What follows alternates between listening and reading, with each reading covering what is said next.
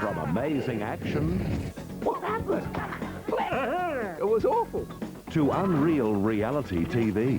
Do you say the word masturbate? I didn't. Well, there were 3 in this marriage. Women just got into it. We've got madness and mayhem. Humiliated? Shut up. I am the greatest. No way. And the greatest stars of the small screen. You French pig! What's wrong with saying that? It's so stupid. Believe me, they're going to get a lot worse. Good evening, and welcome to 20 to 1 Greatest TV Moments. Tonight, we're celebrating the top 20 unforgettable made-for-TV moments beamed into our homes over the last 50 years. That little box in the corner or the giant screen on the wall have been both amusing and amazing us for half a century. So let's start tonight's countdown with the very moment that a Hollywood golden boy lost his shine.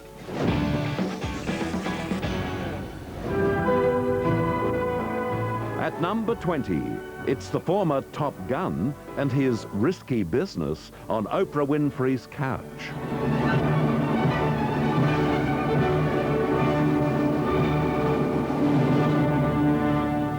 Tom Cruise on the couch. It was watching a train wreck in slow motion. It was great television. That behaviour creeped a lot of people out. You're gone. You are gone. That was career suicide. Citing Tom's controversial public behaviour, Paramount Studios ended their 14-year relationship with him. This is the decline of the biggest star in Hollywood history. Show me the money! I want the truth. I feel the need for speed. In every movie he did, Top Gun, Days of Thunder, he was all the big boom blockbuster star. And then he kind of, as soon as he did this thing, he sort of just showed the world that he was a bit of a twat. So this is beyond smitten. This is gone. And even Oprah, who is a mental, was looking at him and going, "You're a mental." So yeah, if Oprah's thinking you're a mental, then you're a mental. Mental. Oprah must have been just sitting there going, man, this is gold. Like she needs more, right?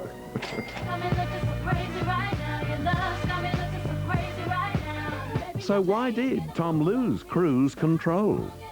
Right before Tom went on Oprah, he fired his longtime publicist and he let his sister become his publicist. Okay, so here's the thing. Do not hire your sister if they're a Scientologist to manage your career when you're going on Oprah, because you'll do dumb shit.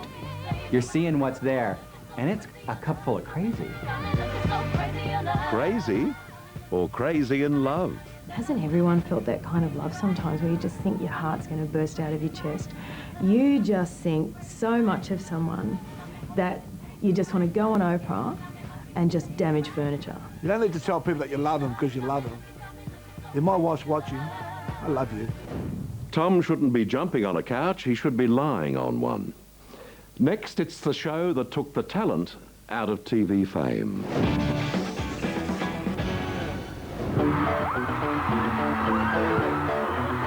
At number 19, it's the moment a reality show contestant realised they'd become a star.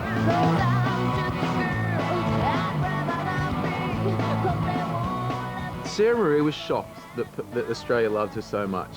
So were we. She's mental. I nearly fainted when I walked out because I still can't believe that was for me. I just still don't. We met the larger-than-life Sarah Marie Fidel on Big Brother's first season. Reality, television, Love to tune in and see people with the skill and talent to live in a house. It was new to fall in love with these people, and Australia loved Sarah Marie. They loved that she was out there. They loved that she was fat and wobbly in her pyjamas with her bunny ears. And I think kids at home just fell in love with her. I think it's one of those great moments in life. It's like you know, putting a shrimp on the barbie or having a bum dance with Sarah Marie. So why the bum dance?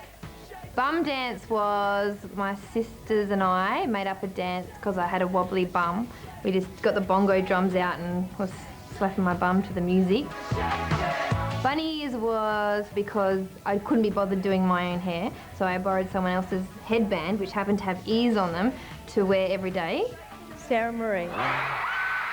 2.6 million viewers tuned in to watch Sarah Marie get booted from the Big Brother house and become a celebrity. Sarah Marie's reaction when she walked out onto the stage and saw all of those people in the crowd wearing bunny ears and pyjama pants the way that she used to, and her completely natural reaction.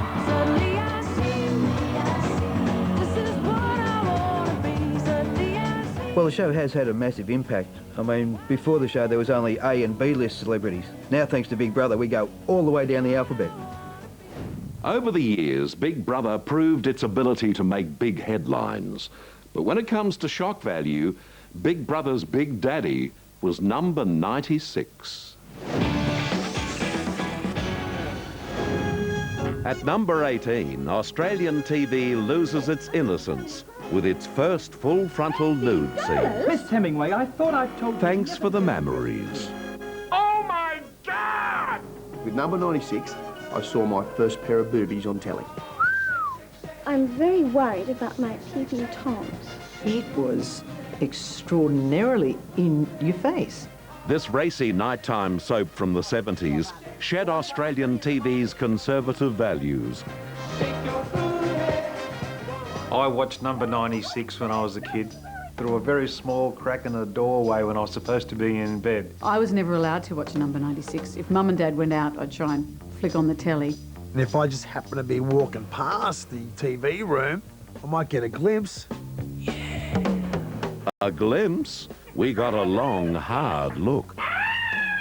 This show had full frontal nudity, gay kisses, all that kind of thing long before anywhere else in the world. In a block of flats, you had all these people. I like the way you move. But the moment that was burned onto everyone's brain was the introduction of a new nude character. Meet Miss Hemingway. Hemingway, this was actually a striptease in reverse because she was seeking help from a psychiatrist who was encouraging her to put her clothes back on. So in one scene, she had a bra on and no panties, and she's standing there going, "Aren't I doing well?" Yes, look, the therapy's beginning to work. I'm wearing my bra and I don't feel a bit inhibited. I mean, it's outrageous to even think that you would put that on TV at 8:30, but we did. And it'll probably be a while before we see something like this again on Australian TV. Move over, Delilah, and watch where you're going with the soap. Hello? What more can you ask for?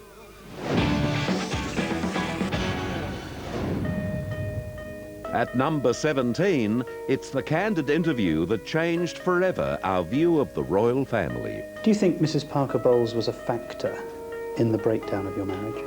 Well, there were 3 of us in this marriage, so it was a bit crowded. Didn't she just let it all out? She came along to that interview ready to spill, and spill she did. I think Princess Diana, God rest her soul, really should have shut up. Arguably one of the most famous television interviews ever conducted, the 1-hour BBC expose was viewed by more than 22 million in the UK alone. Another book that was published recently concerned a Mr. James Hewitt. Were you unfaithful? Yes, I adored him. Yes, I was in love with him. It destroyed an illusion. I had bulimia for a number of years, and that's like a secret disease. I think it's amazing that someone in the royal family was finally admitting that life as a royal is less than perfect.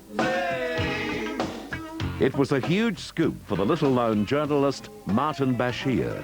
There were 2 people in that moment. There was Martin Bashir and there was Princess Diana. So he gets 50% of the kudos there, and rightly so. In Australia, it's seen to be a soft interview unless you're kicking somebody to death. Sometimes it's all about just getting people to talk. Martin Bashir didn't, clobber Princess Diana. He let her explain it. I'd like to be a queen of people's hearts and people's hearts. She knew what she was doing. She played this. This should be classic viewing for every politician and every marketer in the world. Hang around, there's more to come on 20 to 1. She's dead. What did you think was going to happen? Aura. Humiliated, wrapped in plastic. You French pig! Back to 20 to 1, greatest TV moments. At number 16, it's the chef who put the F in kitchen. A kitchen doesn't have an F? Well, super chef Gordon Ramsay spells everything with an F. I'm happy. Who the are you? Unbelievable. Crossing the language barrier, it's the controversy over swearing on television. Put your hands up there, listen to me. Made ill by a French chef, Gordon let us know that C isn't just for cook. Yeah, is it? Where's your kitchen and cleaner, you lazy? I think he dropped the C-bomb on a Frenchman at one stage. That's harsh. Bring it on, Gordon. I've never seen anyone speak to another person like that. He's just a ticking time bomb. I think the attraction is you never know when he's going to go off. Ramsay is known for his interesting management style. Trying to get inside your mind so I can start breaking down. Okay. How stupid you are. You're not happy? I'm. He is the king of F-bombs as we know them on TV. But it was this flaming outburst that went where no scriptwriter would dare go. Who the are you to turn around and tell me when you work like a pig? You French pig! Yeah, is it? Where's your kitchen and cleaner, you lazy? There's something fabulously evil and demonic about Gordon Ramsay. It goes with the territory. Can't take the heat, get out of the kitchen. I can understand why you'd lose your cool and get the deepest wrinkles in the world on your face. There was a report here a couple of weeks ago saying that you'd had Botox. Are you stupid? Do I look like I've had Botox? Are you short-sighted? You're hot. Gordon may be out of control, but he's not out of shape. He is a global superstar, sex symbol, phenomenon. Gordon Ramsay is so hot. The way he cooks, the way he presents, the way he cleans up a business is fantastic. And everything he says works. What was the great line? Yeah, is it? Where's your kitchen and cleaner, you lazy? It's not offensive to say the C word as long as it has the word French in front of it. They've decided to assign me here tomorrow. Oh, that's nice. Why don't you come over here and I'll show you how to use the press. At number 15. Now rub your hand over it, make sure you haven't got any wrinkles. It's the steamy scene from Prisoner that burned itself into our memories. Oh my God, horror, horror. Prisoner took us inside the maximum security wing of Wentworth Detention Centre, cell block H. She bumped into me. It was on television all over Europe, was on in the United States. It was a sensation. I don't think people in Australia ever realised how big it was internationally. Vinegar tits. It's still going in England, isn't it? 630-something episode. I think it's a great Aussie series. Big high pants, big butch women, bad hair, scrag accents. It's got it all. It pushed the boundaries with its adult themes. Incest, domestic violence, rape, and we also were portraying very real women.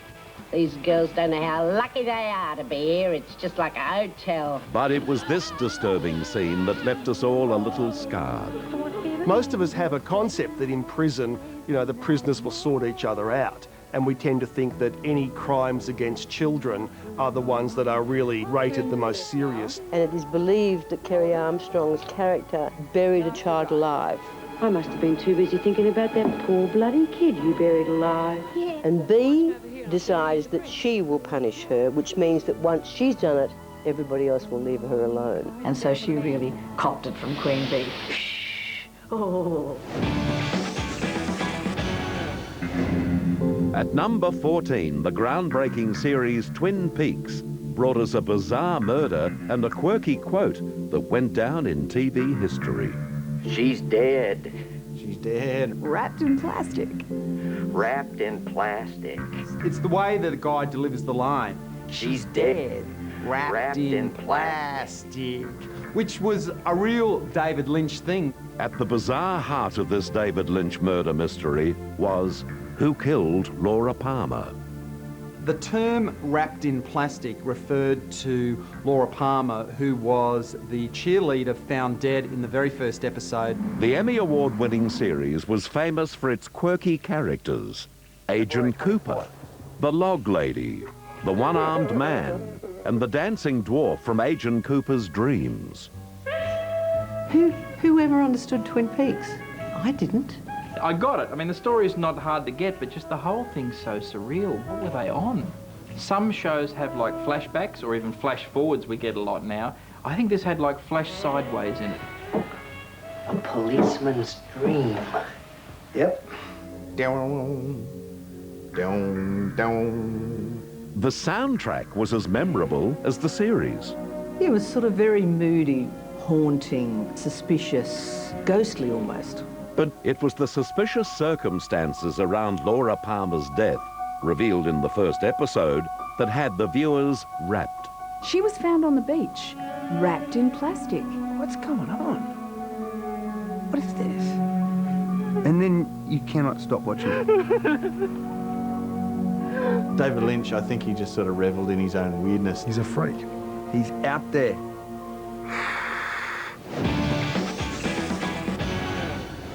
I was violated, humiliated, dehumanized, and totally spent, Jeff. Bursting into number 13, it's the reality show meltdown that outlasted them all. To you, Jeff. That's all I'm saying, and I'm spent, and I'm done with the game. I completely understand why she went off her rocker. I think I would too. I don't think she had any real reason to melt down. During an immunity challenge, a very nude Richard Hatch rubbed up against Susan Hawke. So she brushed up against a naked, middle-aged man on a deserted island. You can't survive being pressed up against. You're not a survivor. Get out of the game. Consumed by the incident, Sue tried but couldn't let it go. You want out of the game? I'm done. I'm walking away. I've never been on the casting panel for a reality TV show, but if I was, I would get the most outrageous, outlandish, provocative freaks I possibly could, and I would put them on an island, and I would watch the fireworks. Which ignited when Dick brushed Susan. I was sexually violated. Go ahead. You got it, Go. Guys, come on. He passed a half a dozen people on platforms and never touched them. Sue, And it went too far, and he crossed the line, and he crossed the line with me. All right, Who in the world has not seen Richard Hatch naked by now? I think the penalty is not that he touched her with it, it's that he's a big fat man and he touched her with it. This is the guy, keeping in mind, who walked around naked constantly. Richard Hatch came up with a fantastic ploy. And he did it to be provocative, which is great television. He was known for it. He was ready for it. Let's get naked and throw everyone off. I wouldn't let a penis make me get off a show. No way. There's more terrific TV ahead on 20 to 1. I am the greatest. It's so stupid. No, no. You might get belted. Bitch. What's wrong with saying that? Get the oxy out. Welcome back to 20 to 1 as we celebrate TV's most memorable moments. And if you've already forgotten what those memorable moments were, then here's a quick reminder. At number 20, cruising into career decline. At 19, bum dance and bunny ears. At 18, off with the clothes and up with the ratings. At number 17, the interview that caused a royal mess.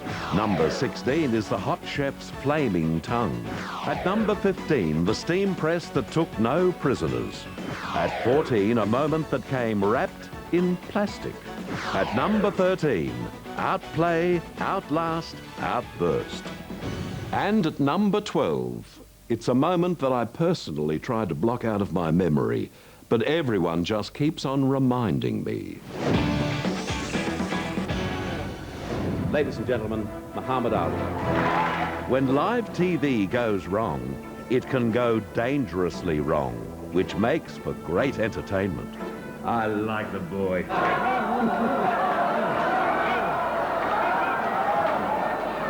Did you say Roy or boy? I like the boy. There's nothing wrong with saying that. You could see the panic in Bert's face. What did I say? He looked back at the audience to see whether he didn't know what he did. I'm sorry, Muhammad. No, it's okay. Who'd have the balls to insult Muhammad Ali? You were that close to the most devastating right hook. What's wrong with saying that? I like the boy. I was there when it happened. Now, I did know that the word boy, when you refer to a black man, an African American, is very demeaning. What's politically correct in one country can be so insulting in another.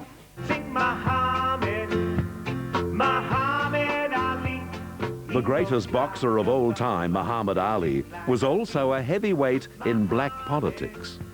I am the greatest.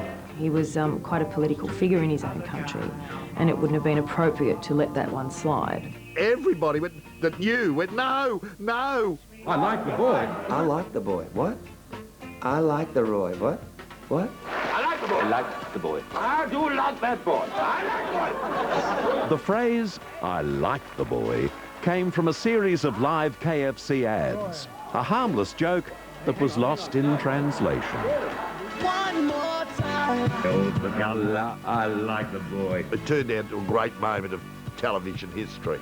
You know, you almost couldn't have actually scripted that any better. I hope at the next Logies, they get Anthony Mundine up there and Bert can say something really wrong to him. I like the girl.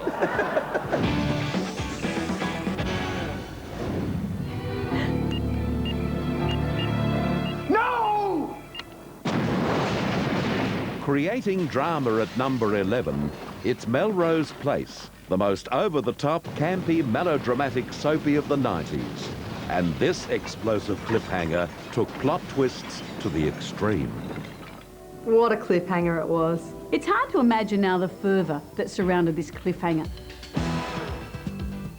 Was almost like the precursor to Sex and the City. Somehow women just got into it. Tuesday night's a bitch. The Melrose Place parties were huge. Tuesday nights, they all went around to each other's house and watched Melrose Place. That was the thing to do. That's what you did. Everyone wanted to live the life of an LA bitch. I either leave D&D and take my accounts with me, or I stay as president. Great teeth, great skin, great hair, buffed bodies. And what else did you want? Well, the producers decided they wanted a little bit of crazy to add to the mix. She was a bit psycho. I'll kill them all. One of the great scenes of Melrose Place has got to be when Kimberly, played by Marcia Cross, who we see now in Desperate Housewives, she pulls off the wig to reveal this huge scar. And that, of course, explains why she's so nutty. Nutty and motivated. In the Series 3 cliffhanger, she blows up the apartment block, leaving viewers hanging.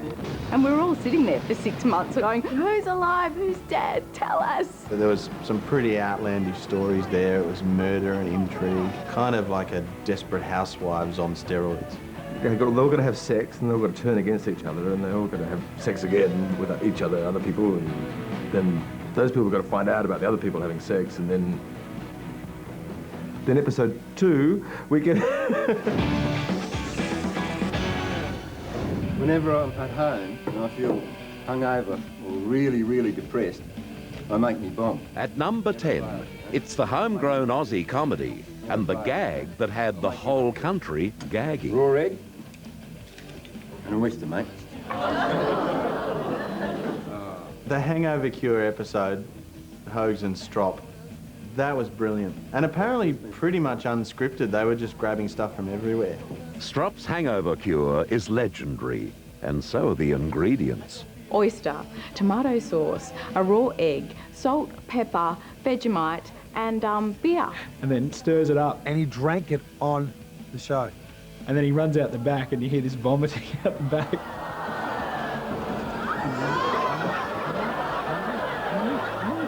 How you feeling, Strop? Better. Better get me a bucket. Not again. It's so stupid, but so funny, and I'll never, ever forget that.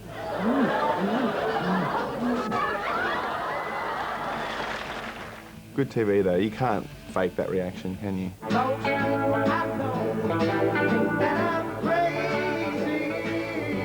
A former rigger on Sydney's Harbour Bridge, Paul Hogan brought ochre humour to Australian TV for a wonderful 11 years. He was television to me when I was growing up. All those characters on his own show. And let's not forget to mention Delvin Delaney. Hello. Delvin. Woo! He was just his bloke from down the street wearing his singlet, his stubbies, and that's what we loved about him, because we could see ourselves in Paul Hogan. I think that was the beauty. I think he was just a great talent that turned up at a good time. The Australians embraced him. Then the world embraced him with Croc Dundee. Now the tax department wants to embrace him. Looking ahead on 20 to 1. And stab someone. I want to look like Jennifer Aniston. Pass us another fag, would you, doll? It was always frizzy and kinky. What up to this week? Going out of here. I was the one. To 1 as we count down our favourite TV memories. Now, while the actors get all the glory, great TV is a collaboration of very talented people. Writers, producers, directors, editors, and hairstylists.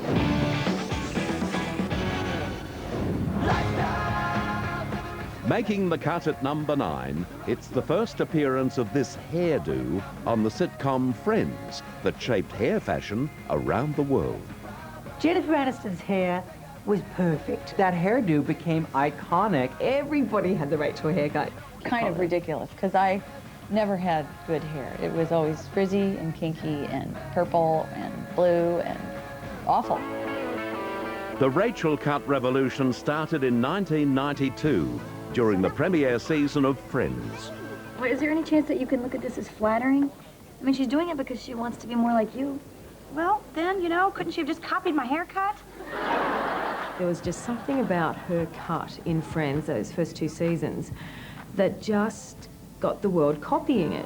Wanting that hair, because it's fabulous hair.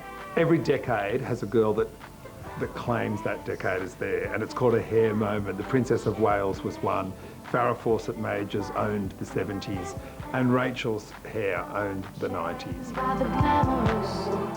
The Rachel cut grew and had a life of its own. I think through the mass media, whether it be television or newsreels or pictures in magazines, women have gone in and said, I want to look like Jennifer Aniston. I talked to her hairdresser, Chris McMillan. I said, how did you create that? And he goes, actually, it was kind of an accident. I didn't really mean to cut it so short. I think every hairdresser in Australia were ready to pick up their scissors and stab someone the next time they walked in and said, give me the Rachel, please. If you've got someone sitting in front of you with sort of 3 frizzy hairs and they've got a picture of the most beautiful hair in the world and say, can I have this? Sometimes you have to gently let them down and say, perhaps it's not going to happen for you.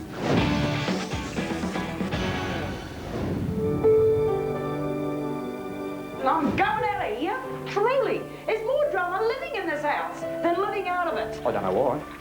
Disturbing our tranquility at number 8 is the groundbreaking Sylvania Waters, the reality show that started reality shows. The original cashed-up Bogans. Unquestionably the most frightening TV show ever made in Australia. Horribly bogonic. Pass us another fag, would you, doll? To think that Noel and Laurie actually lived next door to us somewhere. For God's sake, he can have a bloody birthday. Of course he can, but he's just saying if they're all going to bring friends and there's going to be bloody 1 million people here, we haven't got the room. The BBC paid a typical Australian family just $4,000 for cameras to film their every move for 6 months. Sylvania Waters was a ratings bonanza. It was the first of the reality television shows. The secret to any great reality show is in the casting. And in that casting, we got Nolene, this larger-than-life character that dominated the series and became the matriarch of that show, and she made great television. I drink for a damn good reason. Half of it's to blot out what happens in my day. How did we get so drunk? Despite her bad habits, Nolene was compelling viewing. She sort of rode that gravy train. She released a single. She put out a book. They went to the UK when the show screened there. So on one side they were going, oh, this is terrible, we're being portrayed the wrong way. But on the other hand, They were loving being in the limelight, and they sucked it all up, and so they should have. They were massive television figures wherever this show went to air. Here in Britain, 7 million people tune in every week to see them on TV. It made stars out of these people in some weird way. Because we love to sit there and cringe. Oh my God. And then when it was so successful overseas, that was double cringe. It would be nice if he was wine. Oh, big. If Sylvania Waters really was the mother of reality TV, then here's one of the children that went looking for a place of its own. And all silent at $751,000. Fiona and Adam, congratulations! Nailing it at number 7, it's the televised auction that drew more than 3 million sticky beaks. It was groundbreaking television. Oh boy. It was the ultimate in lifestyle show. It was a brilliant, brilliant concept. The Block was an Australian reality TV show, pitting 4 couples against each other to renovate and resell their apartments for the highest price. Great television is born of the most simple concepts. You get sort of pretty people with personalities. You introduce a competitive element and you have a makeover. Tick all those 4 boxes. Thousands turned up to watch the Bondi auction live, and record numbers watched it on TV. 3 million people don't have much to do. Oh, come on. Have you seen how many people go to auctions just on a Saturday? It's theatre. Auctions are theatre. 680 at 43, and 690, 700 is at 44. I think the Block came about at a time where we were totally obsessed with real estate. There was more backyard shows than there was backyards in Australia. Everyone was renovating everything, including their faces, some of them. And sometimes you get more than you bargained for. What about was his laugh? How did that go again?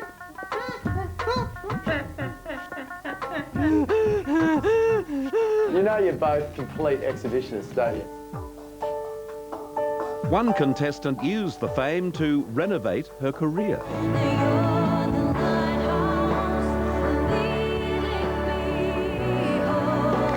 I must have slept through that release, sorry. I was the one that bought the CD. There are more small screen sensations to come. Please, what happened? Oh, that moment. I'm out. What? I don't know why Kerry didn't change the channel. Oh, monsieur. Don't stop her, don't stop her. I found that very, very clever. They're going to get a lot worse. Welcome back to 20 to 1 as we celebrate the highlights of half a century of TV. And this next show might be either a highlight or a lowlight. Either way, it got people talking about what we'd seen and what we weren't allowed to see. Falling short at number 6, it's the naughtiest videos deemed too naughty for 1992 and pulled off air. And to those of you who find the following compilation offensive, please put on your rubber gloves, because believe me, they're going to get a lot worse. How do you like your eggs? Do the Humpty Hump. Come on and do the Humpty Hump. Between my thighs. Looks so good, make a grown man cry. Sweet cherry pie,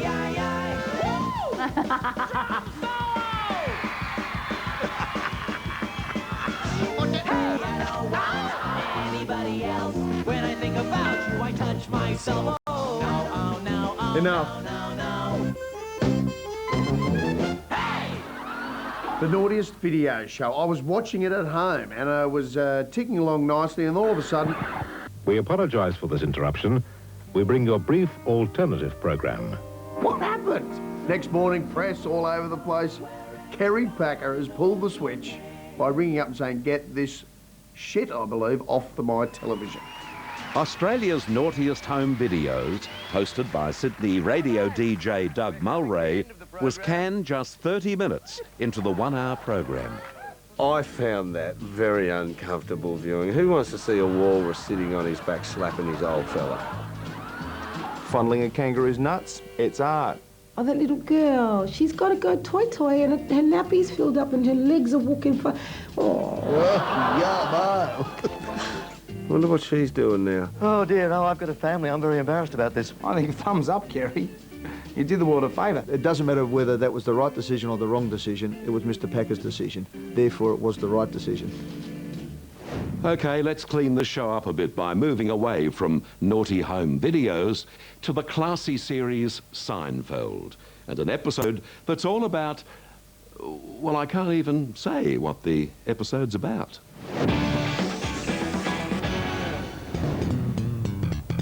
Coming in at number 5, the Seinfeld episode that pushed comedy into private places it had never been before.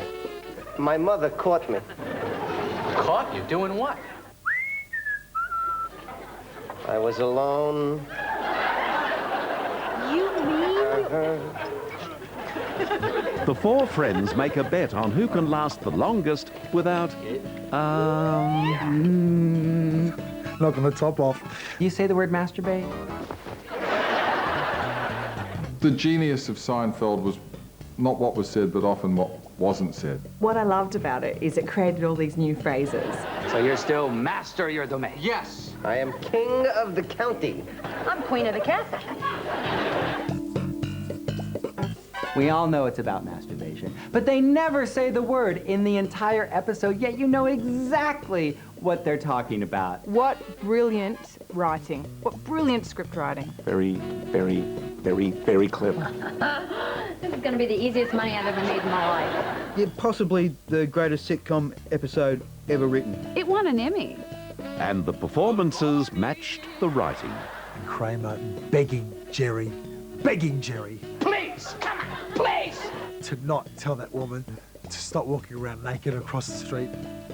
Don't do that, Jerry. Don't stop her. Don't stop her. Oh, yes! I know. The scene where he runs in, slams his money down on the table. I'm out. It was such a Kramer moment. That's just a Kramer. That's just like, that's it, that's me, I'm done. And I love the way Elaine comes in and just sheepishly pulls out $150 and puts it on the bench. Oh my God, the Queen is dead. I'm out. Miss you. I'll miss you a lot. At number 4, after 11 years at the top, it's the most watched finale in TV history. The Korean War lasted 3 years, MASH ran 11. And when it ended, it was like saying goodbye to old friends. And it was really saying goodbye to a little bit of television history. The MASH finale drew over 106 million viewers in the US. MASH was the greatest sitcom ever written. What's the matter with you? MASH was a dark comedy set in an army surgical hospital during the Korean War. MASH is my absolute, ultimate, most favourite television program ever. Everyone loves MASH. If MASH is on, you can never not watch it. I don't know anyone that goes, oh, I don't like this show. Everyone loves MASH. What I remember so much is when Hawkeye planted that big, wet, sloppy kiss on Hot Lips. I just thought it was just so fitting. It was like, wow, it's about time. Why weren't you guys in love the whole series? Oh, she wanted him. She wanted him. Hot Lips. They didn't call her Hot Lips for nothing. I've had a few role models in my life. Hot Lips Houlihan was definitely one. I'm very, very proud. But after 11 years, the American CBS network decided it was time to say goodbye. Just in case, I left you a note. What?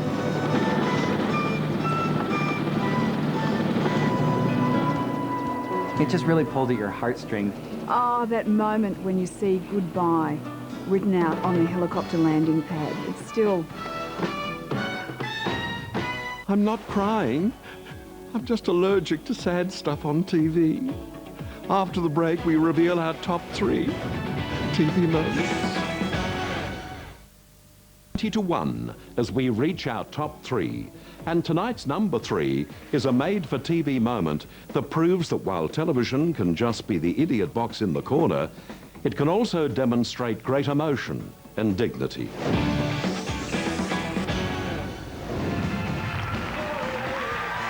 Spinning into third place is the much-loved sitcom star whose incurable illness forced him to say goodbye to television, to his career, and to us. It was heartbreaking. Tears. I was a mess, an absolute mess. I love Michael J. Fox. He was gorgeous, and it was just so sad. A gifted performer, Michael J. Fox was diagnosed with Parkinson's in 1991, a disease which would later rob him of his physicality. I grew up with Michael J. Fox. You know, he was the boy's own hero. On the big screen, we watched him morph into a teen wolf and take us back to the future as Marty McFly. But it was his TV characters that we fell in love with. Everybody remembers that wonderful character that he played in Family Ties, Alex P. Keaton. The actor who played Fox's father in Family Ties, Michael Gross, also made an appearance in the emotional farewell episode of Spin City.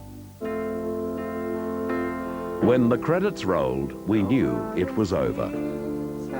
And I think that's one of the most emotional moments on television ever because it was all real. Listen, I just want to say, I'll miss you. It was like watching your idols kind of wave goodbye. You could see him deteriorating on camera. It was like he was being so brave, but he didn't want to let go. He didn't want to say goodbye to the TV show.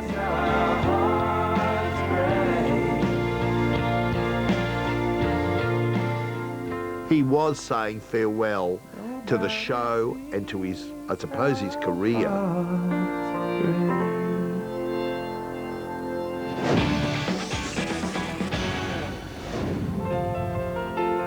At number 2, Australia's favourite neighbours who suddenly became more than just good friends.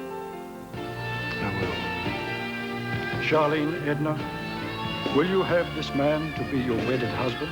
They were a beautiful couple, weren't they? Scott and Charlene's wedding. It stopped Australia. And on the other side of the globe, an even bigger fan base in England sat glued to their tellies. 19 million people to watch the wedding of two Australians that speak Stein is extraordinary.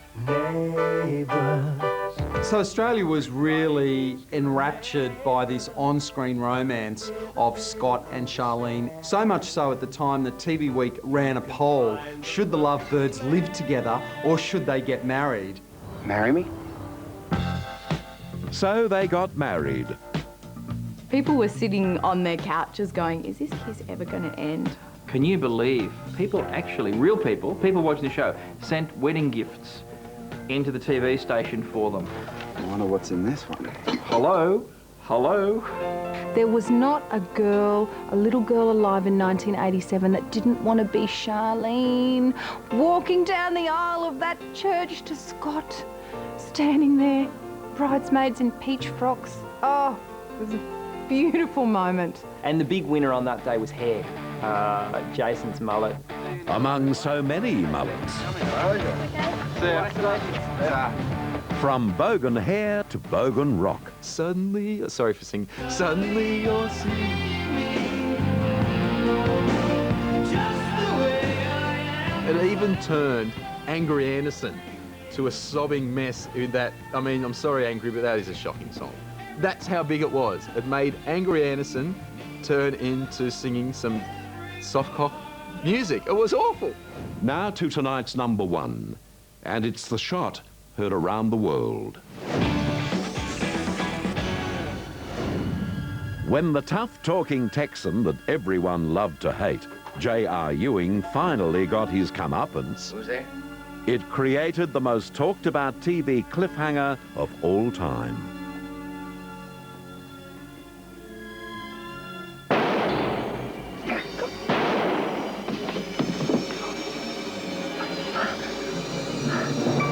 Unbelievable! What a build-up, what a climax. Dallas, the soapie that defined the 80s, featured a wealthy Texas oil family called the Ewings, whose tumultuous lives captured the world's imagination. Who Shot JR really kicked off cliffhangers in American TV in a huge way, because that entire summer, the entire world was trying to find out who had pulled the trigger.